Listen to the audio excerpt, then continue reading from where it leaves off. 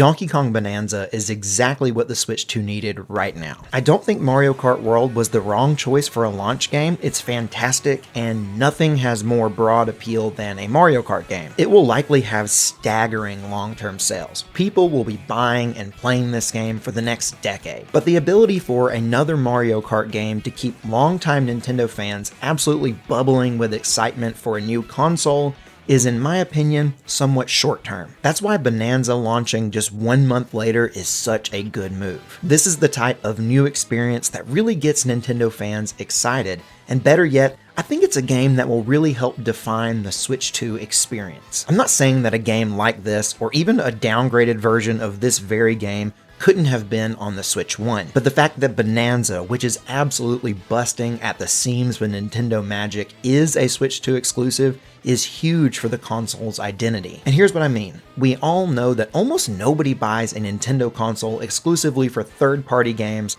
like Elden Ring or Cyberpunk. Sure, playing those games in handheld is cool, but the Switch isn't the only platform doing that anymore. The primary reason to buy a Nintendo console is for games exactly like Donkey Kong Bonanza. There have been very few games on competing platforms that play and feel the way that Nintendo games do. So if you're the type of person who craves those type of games, a Nintendo console is by far the best place to be to have those experiences delivered consistently. The Switch 1 was defined by amazing titles like Mario Odyssey, Breath of the Wild, Tears of the Kingdom, Pikmin 4, Metroid Dread, Kirby and the Forgotten Land.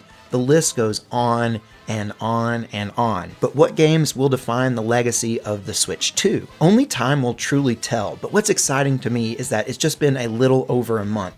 1 month, and we're already seeing the Switch 2's legacy begin to form. With games like Mario Kart World and Donkey Kong Bonanza, the initial momentum has been strong. And if Nintendo is able to keep delivering these experiences in the same way that they did in the previous generation, I think that the Switch 2 will end up surprising a lot of people.